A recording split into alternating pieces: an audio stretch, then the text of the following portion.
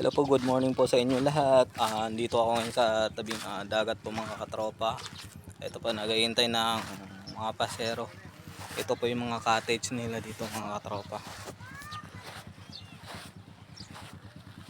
Ayan po, napakaganda po dito mga katropa. Hanggang doon na mga katropa, sa dulo-dulo po yung dito po sa gitnang dagat po ito. Para pong siyang kumbaga island. Ayan po mga cottage nila mga katropa. Ito po yung mga cottage nila. Ayan, yun po yung dagat mga katropa. Napakaganda po dito mga katropa. Ito po, dito tayo mga katropa para makita niyo mga katropa. Ito po yung cottage nila mga katropa. Napakaganda po.